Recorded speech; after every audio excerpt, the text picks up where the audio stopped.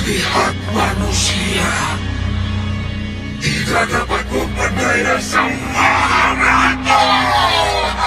Film ini akan menceritakan tentang sekelompok buruh musiman yang direkrut untuk bekerja di sebuah pabrik gula tua yang menyimpan banyak rahasia kelam dan mengerikan.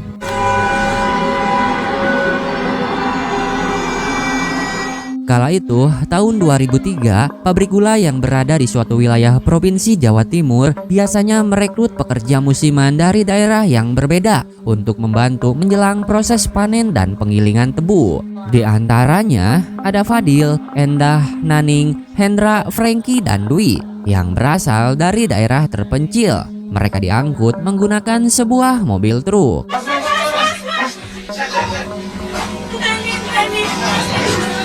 Tak lama kemudian, Wati tunangan Hendra juga menyusul untuk ikut ke pabrik gula menjadi buruh musiman demi membantu Hendra mempersiapkan modal pernikahan mereka. Sementara itu, Fadil dan yang lainnya bekerja untuk mencari nafkah di pabrik gula.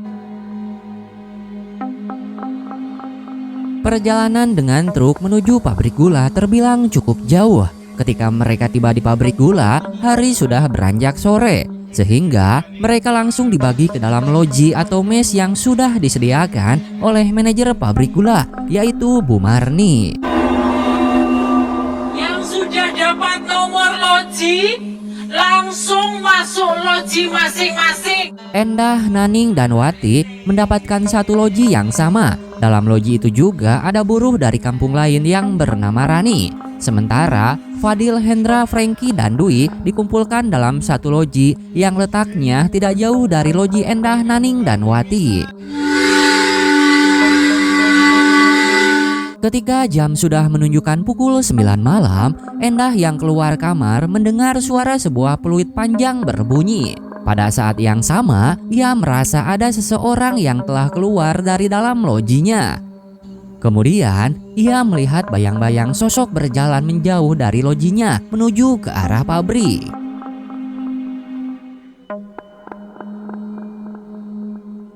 Merasa penasaran, Endah mengikuti sosok tersebut. Bukan hanya satu, tapi ada dua. Hingga ia kemudian sampai ke pabrik dekat area gudang utama yang sudah gelap gulita. Membuat Endah kehilangan jejak dua sosok tersebut dan mendapatkan sesuatu yang lebih mengerikan.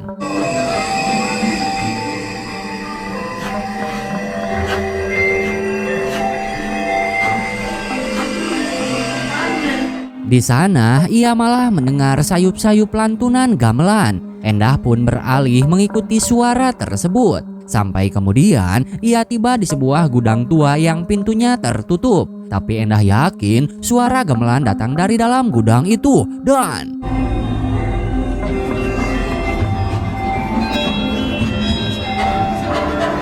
Endah nekat memanjat untuk mengintip ke dalam lewat sebuah lubang di dinding.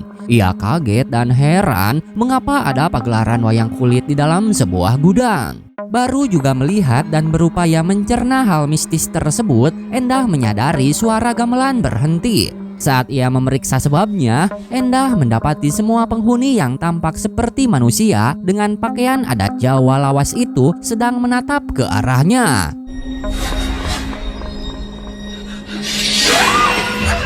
Tentunya Endah merasa sangat ketakutan. Endah pun jatuh ke tanah. Ia kemudian buru-buru bangkit dan pulang kembali ke loji.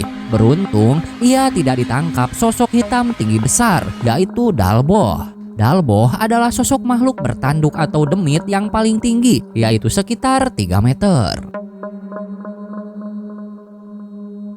Keesokan paginya, Endah merasa pengalaman ganjil tersebut membuatnya tidak nyaman. Namun, ia berupaya mengabaikan hal tersebut dan menjalani apel pertamanya sebagai pegawai baru di pabrik gula. Dalam apel tersebut, Bu Marni menegaskan kembali kepada para pekerja tentang aturan wajib jam malam yang tidak boleh dilanggar, terutama kepada semua buruh yang kemarin datang terlambat. Ada 2 jam malam yang berlaku di sana, yaitu jam kuning dan jam merah. Jam kuning yaitu waktu para buruh pulang meninggalkan area pabrik setelah pekerjaan mereka selesai. Jam kuning ditandai dengan bunyi lonceng setiap waktu kepulangan para pekerja. Nah, di jam itu mereka dianjurkan harus tinggal di loji masing-masing. Mereka tidak direkomendasikan untuk keluar, kecuali memang urusannya benar-benar darurat sebelum jam 9 terlewati. Karena begitu sampai jam 9, ada bunyi peluit uap yang menandakan jam merah sudah dimulai. Di momen ini, para karyawan benar-benar tidak diperbolehkan keluar sama sekali. Karena pada momen itulah, para lelembut pabrik gula mulai berkeliaran. Saat itulah, Endah yang baru tahu aturan jam malam menyadari bahwa ia sudah melanggarnya tadi malam. Pada jam merah ini, kalian dilarang keras untuk meninggalkan loji masing-masing. Dan peraturan ini tidak boleh dilanggar. Setelah itu, mereka semua dibagi tugas sesuai dengan perintah Bu Marni. Endah bekerja di kantor Bu Marni. Wati dan Naning ditugaskan sebagai petugas administrasi timbangan. Sementara Fadil dan yang lainnya bekerja sebagai pemanen di ladang tebu yang kemudian diangkut menggunakan mobil truk untuk ditimbang dan digiling.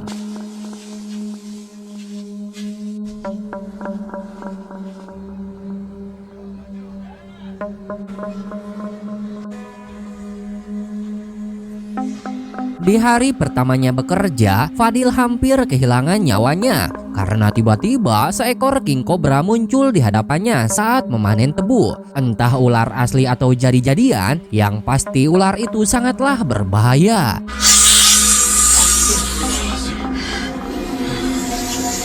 Di lain sisi, saat jam istirahat, Endah melewati sebuah pohon besar. Kemudian, ia sempat menolong seekor anak burung yang jatuh dari sarangnya. Perbuatannya itu disaksikan oleh Mbah Jina, salah satu kuncen setempat yang mengatakan kepada Endah kalau perbuatan baik pasti akan mengundang hasil yang baik. Perbuatan yang baik akan mendatangkan hal baik juga, Nduk.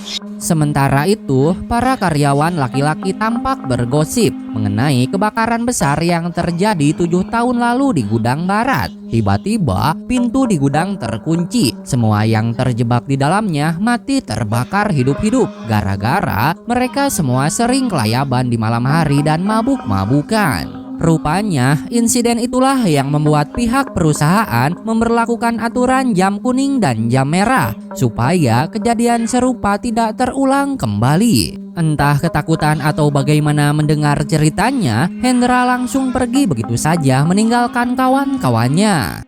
Arnadi, kok kabur? Ya!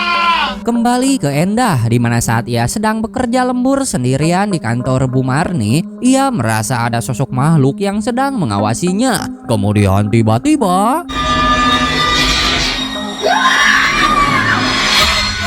Endah yang merasa sangat ketakutan pun langsung memutuskan pulang ke loji. Lagi pula, waktu sudah mendekati pukul 6 sore atau menjelang jam kuning. Saat keluar dari kantor, Endah tak sengaja menjumpai Rani berjalan yang justru ke arah sebaliknya. Begitu sosok itu berhenti, Endah mencoba memanggilnya. Kemudian tiba-tiba, Mbak Rani, aku mau tanya. Arab takopo.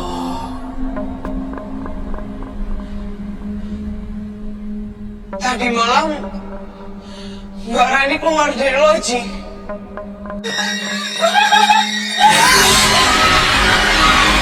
di luar dugaan, sosok Rani malah berkomat-kamit tidak jelas, kemudian berlari menghampiri Endah. Sosok itu pun seketika berubah menjadi demit berwajah pucat yang membuat Endah ketakutan dan langsung pergi meninggalkan tempat tersebut. Setelah sampai di luar, Endah bertemu dengan Rani yang asli yang sedang bersama Naning dan Wati. Di saat jam kuning tiba, duo kocak Frankie dan Dwi malah asik main gapleh dengan duo satpam setempat, yaitu Rano dan Karno. Disitulah mereka kembali bergosip seputar keganjilan yang terjadi di area pabrik gula tersebut. Seperti tak ada warga lokal yang mau bekerja di sana karena sudah tahu reputasi asli tempat tersebut. Ya, pabrik itu banyak dedemit penunggunya sehingga banyak pekerja dari daerah yang jauh. Konon katanya di zaman Belanda dahulu area pabrik ini dibangun sarana yang komplit termasuk rumah sakit jiwa. Dan di jam malam seperti ini banyak dedemit berkeliaran, yaitu pasien rumah sakit jiwa, di mana ia akan terus mengikuti kemanapun pergi sampai yang diikuti mengucapkan kata permisi. Jolali, permisi. Permisi. Namun karena mereka keasikan, Frankie dan Dwi tak sadar kalau waktu sudah mendekati jam 9 malam atau menjelang jam merah. Alhasil, begitu sadar mereka baru tahu jam merah sudah dimulai. Mereka tentunya buru-buru pulang ke loji mereka. Nah, sialnya bagi Dwi, ia malah sempat diikuti gerombolan dedemit yang hangus terbakar. Untungnya, keduanya berhasil masuk ke zona aman para karyawan sebelum mendapat teror lebih lanjut.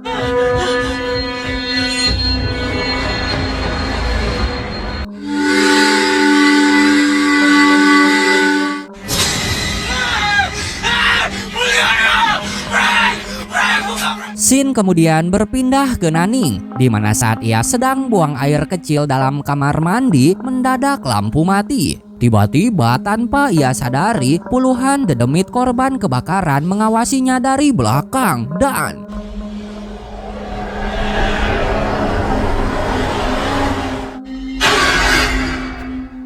keesokan paginya, saat semua pegawai hendak pergi bekerja, Hendra bercerita bahwa tadi malam ia mimpi buruk sampai ia tidak bisa tidur kembali. Namun, ia tidak menjelaskan mimpi itu kepada Wati yang ingin mengetahui arti mimpinya sampai kedua tunangan itu bertengkar, membuat semua temannya iba kepada Wati. Wis wat mau usah pikirin. Wis cuma marah. Wis wat. Dah.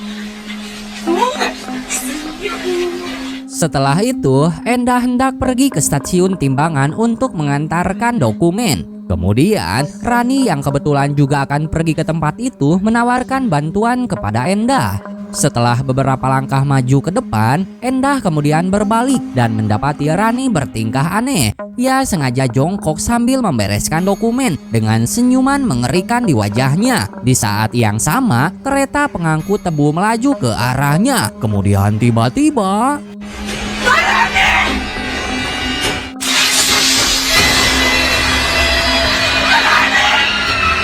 peristiwa itu membuat Bu Marni memarahi Endah. Endah pun berkali-kali meminta maaf atas kesalahannya karena ia tidak tahu akan menjadi seperti ini. Tak lama kemudian, Mbah Samin salah satu dukun setempat meminta kepada Bu Marni untuk menghentikan aktivitas sementara waktu karena ia dan Mbah Jina sedang memastikan apakah ini kecelakaan biasa atau ada hubungannya dengan makhluk halus penunggu pabrik. Namun, Bu Marni menolak sebab ia sudah melapor kepada pimpinan tentang kemajuan pabrik. Jika proyek dihentikan, maka akan menimbulkan kerugian yang besar. Apakah sebaiknya penggilingan ditunda dulu tah? Ngapunten, Mbah. Boten mungkin.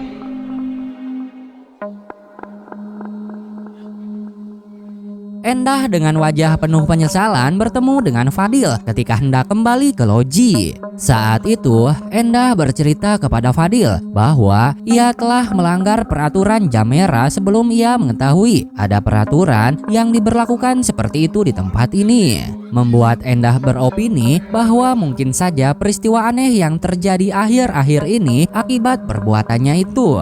Melihat Endah yang cemas, Fadil mencoba menenangkannya, meminta Endah untuk tetap menjalankan sholat dan berpegang teguh kepada Sang Pencipta. Saiki awakmu tenang sik. Ojo lali cukup sholat ke wudu. Di lain sisi, Mbah Samin menemui Mbah Jina untuk melakukan ritual membelah 3 buah kelapa, di mana kelapa pertama dan kedua mengeluarkan air berwarna hitam.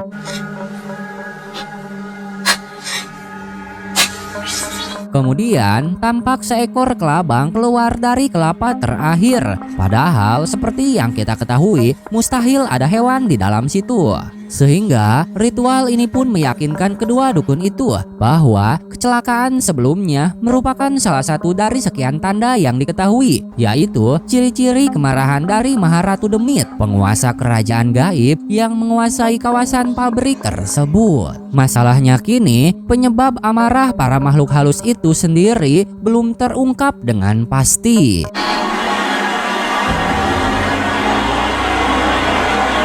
Mbah Jinah dan Mbah Samin kemudian mencoba mengatasi masalah yang terjadi dengan memberikan sesajen berupa 2 ekor sapi dewasa. Muga-muga apa sing awak dhewe aturke diterima. Gak ono balas sing teko. Iya, Bang.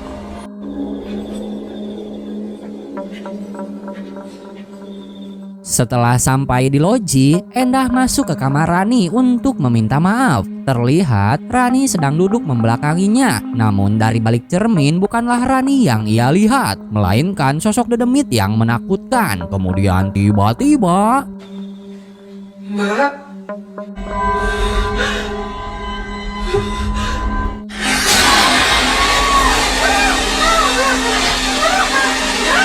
Naning dan Wati berupaya menenangkan Endah yang nampak begitu bersalah dengan peristiwa yang menimpa Rani sebelumnya. Sampai Wati lupa untuk mengantarkan makanan ke loji Hendra dan kawan-kawan. Saat itu Naning menawarkan untuk mengantarkan makanannya, mengingat Wati akan terlambat karena belum memakai hijab. Dan waktu sudah hampir jam 9 malam.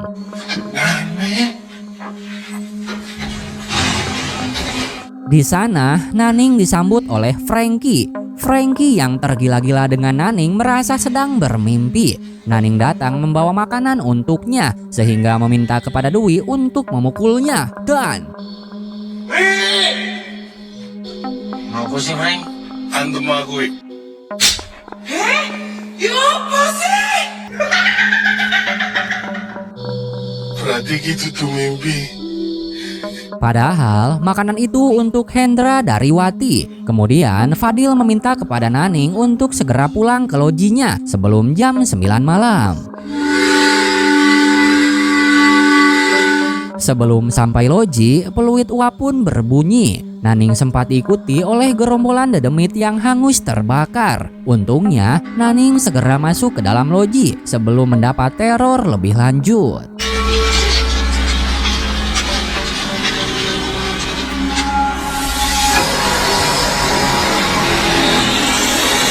Keesokan paginya, Mbah Jinah dan Mbah Samin menemukan sesajen 2 ekor sapi dewasa masih utuh. Yang artinya masalah yang terjadi sangatlah serius. Sampai-sampai Maharatu menolak permintaan maaf dari mereka. Mbah Jinah dan Mbah Samin kembali melakukan ritual untuk mengungkap alasan kemarahan dari Sang Maharatu. Sampai mereka menghabiskan waktu seharian.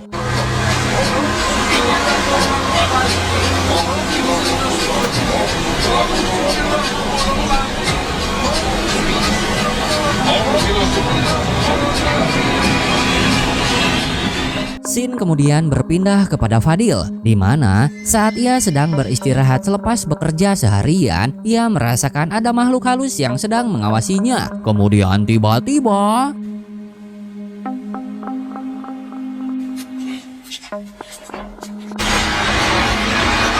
sosok noni Belanda dengan kepala terpisah menjahili Fadil, di mana Fadil tidak bisa bergerak seperti terkena erep-erep. Merasa terganggu dengan kejadian mistis yang sering dialami, akhirnya Fadil dan Endah memutuskan untuk bercerita kepada Mbah Samin dan Mbah Jinah. Tanganmu, Nduk. Endah mengakui bahwa ia telah melanggar aturan jam merah saat pertama kali datang ke pabrik dan melihat ada pagelaran wayang kulit di dalam sebuah gudang yang digelar oleh makhluk gaib. Apa yang kamu lihat malam itu? Pagelaran wayang, Mbah.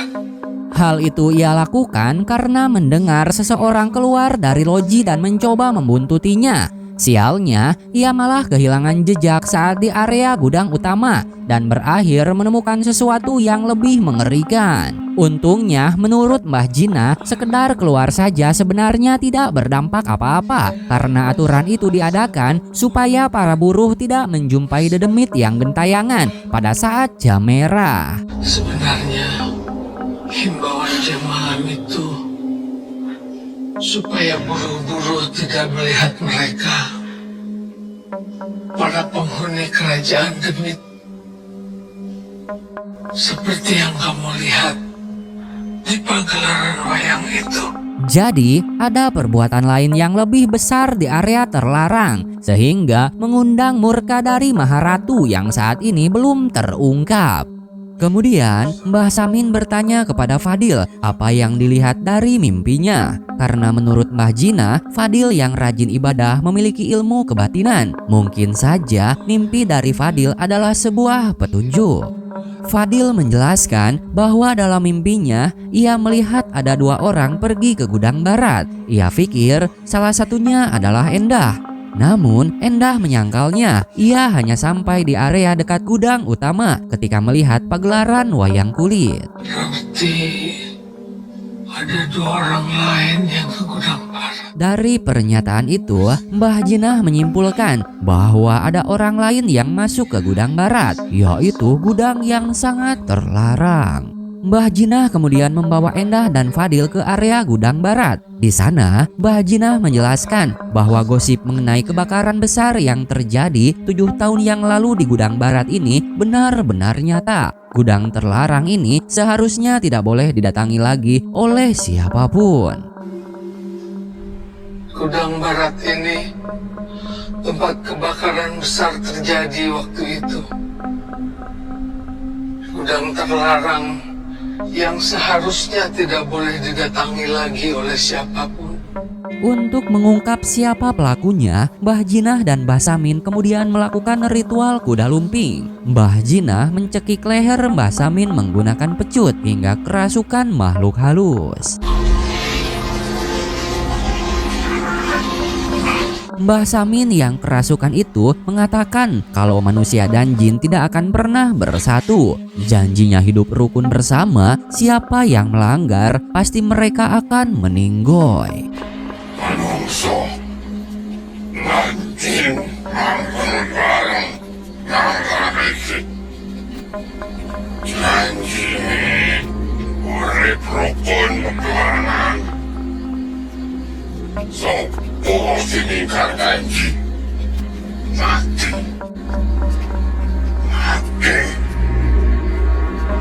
Mbah Samin yang sudah kerasukan menari kuda lumping di atas beling. Kemudian ia melompat dengan kecepatan kilat masuk ke dalam gudang barat.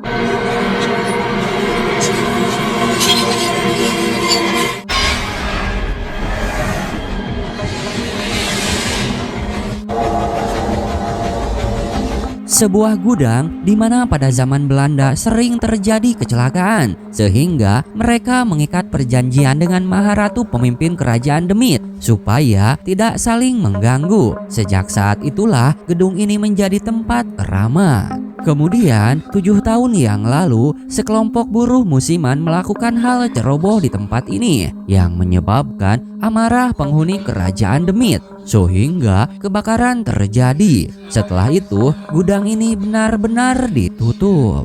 Mbah Jinah tidak menyangka akan ada orang yang masuk ke gudang ini lagi, sekaligus mencuri perhiasan Maharatu yang Mbah Samin perlihatkan hanya tinggal wadahnya. Dapat dipastikan saat ini mereka semua dalam masalah yang sangat besar. Ada perhiasan emas tak kasat mata milik Maharatu. Dan tak bagaimana seseorang bisa melihat bahkan mengambilnya. Kita semua dalam bahaya besar sekarang. Tak lama kemudian, Bu Marni mengalami kesurupan. Hidung dan matanya mengeluarkan darah. Kemudian tiba-tiba Sebelum bahaya susulan terjadi, Mbah Jinah meminta kepada Endah dan Fadil untuk segera menemukan kedua pelakunya sesuai dengan petunjuk yang ada di dalam mimpinya Fadil. Tolong bantu saya cari siapa mereka. Sin kemudian berpindah kepada Naning, di mana ia menemukan perhiasan-perhiasan dari dalam tas bajunya berserakan. Saat ia kembali membereskannya, tiba-tiba pintu terkunci. Naning meminta pertolongan, namun yang datang adalah gerombolan demit kebakaran yang tiba-tiba muncul dari belakang. Seketika, Naning pun berteriak sambil meminta maaf. Kemudian tiba-tiba yang datang menolong adalah Hendra. Ia bertanya apa yang sebenarnya telah terjadi. Dengan penyesalan yang amat besar, Naning mengatakan bahwa semua ini disebabkan karena benda ini. Ya, perhiasan yang ia ambil dari gudang barat yang sebelumnya Hendra sudah memperingatkan untuk tidak diambil. Akan tetapi, Naning sebagai seorang perempuan tidak bisa menolak. Sampai yang lain tahu, itu mati kita. Saat ini, mereka berdua harus secepatnya mengembalikan perhiasan itu kepada tempatnya sebelum peristiwa yang lebih mengerikan terjadi.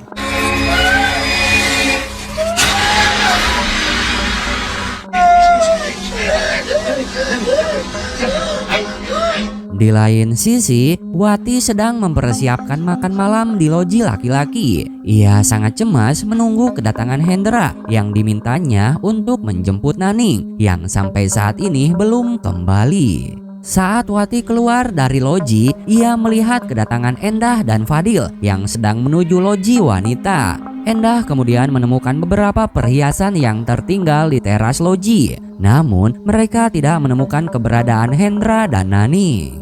Sehingga Endah berpendapat bahwa dua orang yang ada di dalam mimpinya Fadil adalah dua orang itu.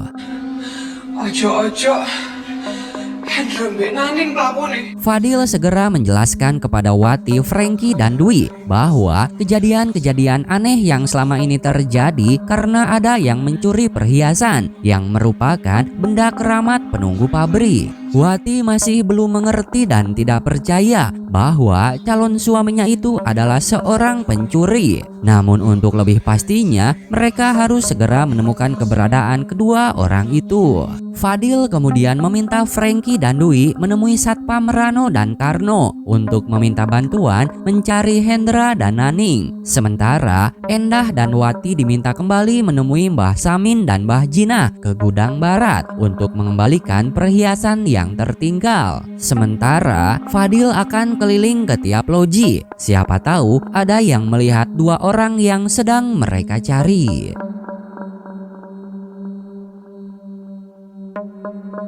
Tak lama kemudian, ada orang yang tiba-tiba meminta tolong kepada Fadil karena rekannya mendapatkan masalah di dalam loji. Namun, begitu Fadil masuk dan menemui karyawan yang bersembunyi di lemari, orang itu berkata bahwa pria yang barusan minta tolong ke Fadil bukanlah manusia, melainkan Dalboh yang sedang menyamar. Yang boleh untuk mas. Kemudian, Dalboh itu berhasil masuk dan hampir mencekik Fadil. Untungnya, berkat doa-doa yang dipanjatkan, Fadil berhasil melepaskan diri dari cengkraman makhluk tersebut.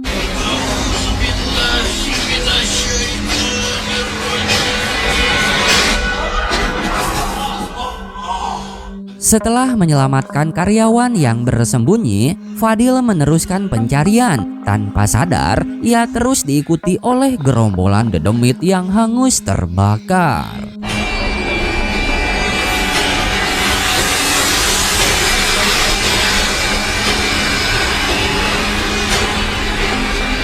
Kembali ke Dwi dan Frankie yang sedang mencari kedua satpam sambil melacak keberadaan Hendra dan Naning. Tak lama kemudian, mereka mendengar suara sepeda ontel mendekat. Kemudian tiba-tiba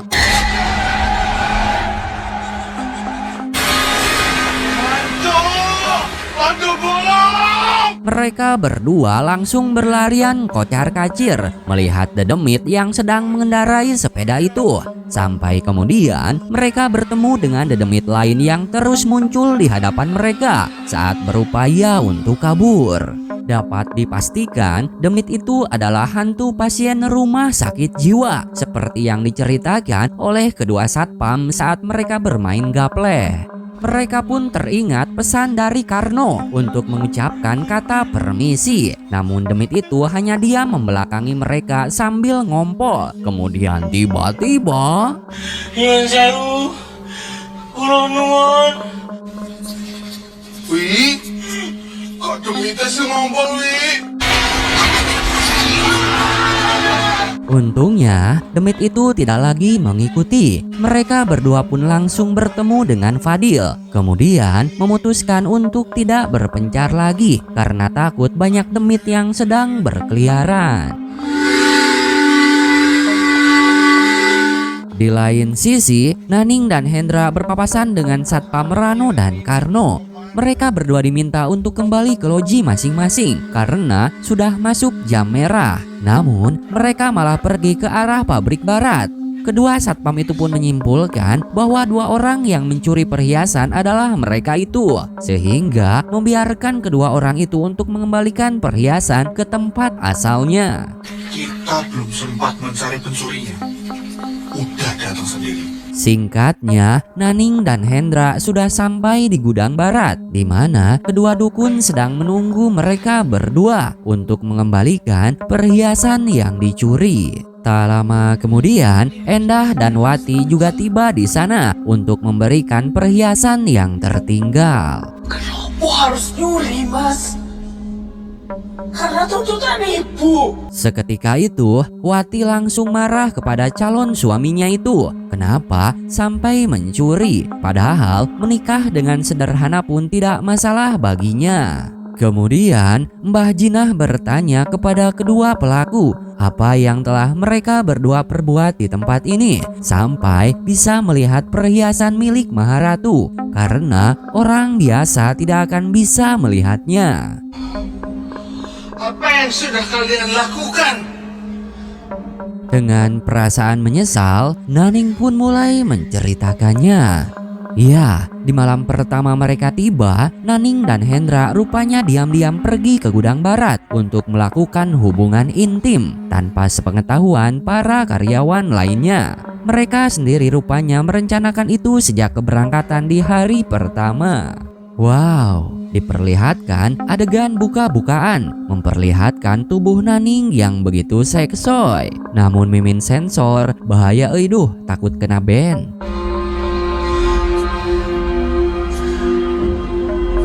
Hendra dan Naning begitu menikmati hubungan itu tanpa mereka berdua ketahui bahwa gerombolan Dedemit sedang memperhatikan perbuatan kotor mereka. Sehingga dosa besar yang mereka lakukan itu membuat mereka bisa melihat perhiasan gaib milik Maharatu. Naning sebagai wanita tentu saja tergoda dan malah mengambilnya untuk dirinya sendiri, walaupun Hendra sudah mencoba memperingatinya. Jangan diambil.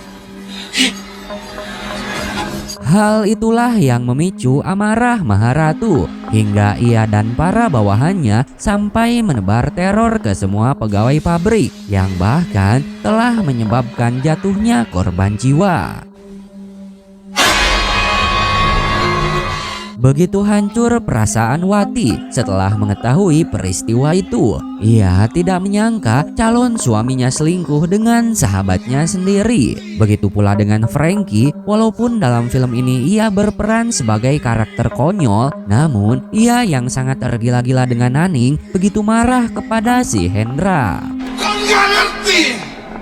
Sepiro aku mau Naning. Intinya, semua orang menyalahkan mereka berdua karena telah melakukan perbuatan zina, perbuatan dosa yang sangat disukai oleh syaiton dan bisa membuka pintu dosa-dosa lainnya.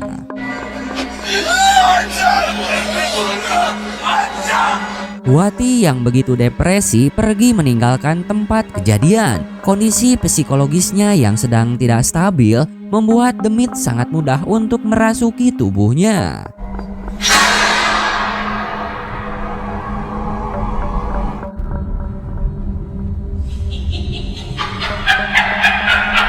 Wati mulai memicu masalah besar, di mana ia yang tengah dikuasai Demit mengundang teman-temannya untuk merasuki semua pegawai yang ada di pabrik.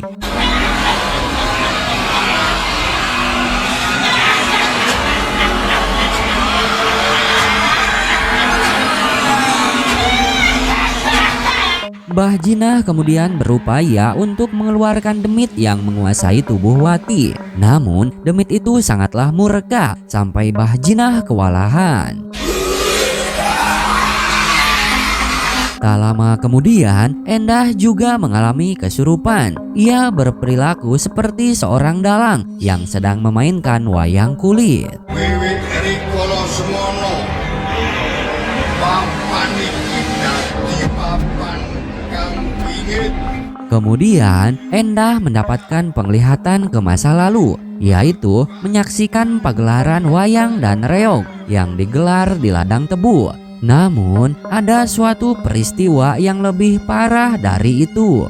Dalam penglihatannya, ia melihat sepasang pengantin yang tadinya diarak-arak tiba-tiba dijatuhkan ke dalam sebuah lubang dan dikubur hidup-hidup sebagai tumbal persembahan untuk Maharatu.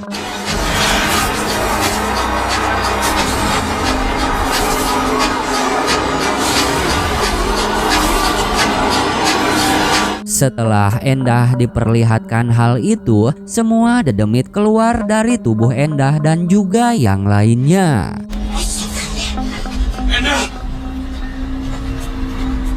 Dari situlah akhirnya Mbah Jinah dan Mbah Samin memahami satu-satunya cara untuk mengakhiri amarah Maharatu dan para demit adalah dengan menggelar ritual manten tebu. Ya, siapa lagi yang akan ditumbalkan atau dikubur hidup-hidup kalau bukan Hendra dan Naning? Mereka berdua harus menanggung akibatnya.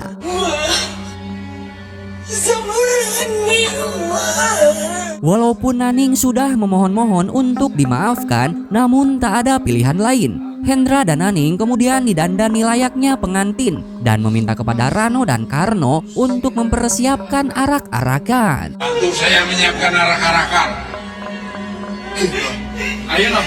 Malam itu juga ritual acara manten tebu diadakan yang diawali dengan pagelaran reog kuda lumping, di mana Mbah Jinah yang terlihat seperti kerasukan Dalbo membuatnya kebal terhadap senjata tajam dan juga tahan menginjak bara api.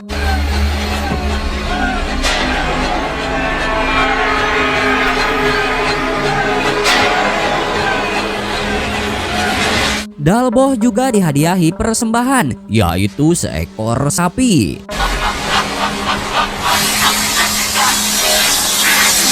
Tak lama kemudian, kedua manten itu diarak menuju ke ladang tebu, di mana ternyata Mbah Jinah dan Mbah Samin mencoba mengakali dengan memakai boneka yang dilumuri darah Hendra dan Naning untuk dikuburkan. Sedangkan Hendra dan Naning yang asli berlindung di dalam lingkaran garam yang dibuat di rumah dinas Bu Marni.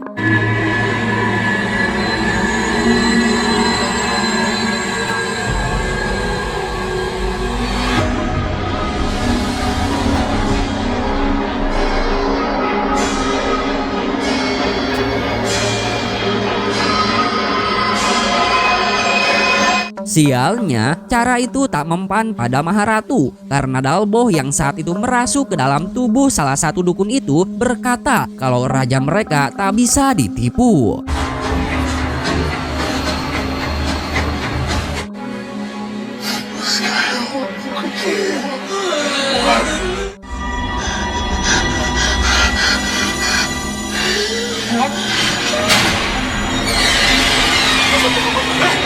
Yang ada, Maharatu justru langsung mengambil pasangan pendosa itu secara langsung dan memindahkannya ke lubang tempat boneka penggantinya. Mbah Jinah dan Mbah Samin sendiri sampai muntah darah saat peristiwa itu terjadi. Ibu muslihat manusia tidak dapat memperdaya sang Maharatu.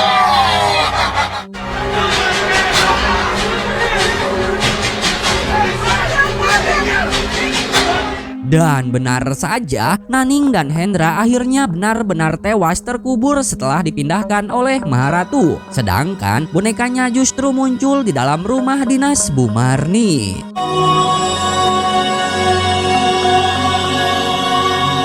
Seperti yang pernah dikatakan oleh Mbah Jina bahwa perbuatan baik pasti akan mendatangkan hal yang baik pula. Begitupun sebaliknya, Hendra dan Naning yang sudah berbuat maksiat harus menerima akibatnya. Setelah terjadi peristiwa itu, semua pegawai dipulangkan ke wilayah mereka masing-masing. Endah dan kawan-kawan yang awalnya berangkat dengan harapan yang indah harus pulang dengan penuh kekecewaan.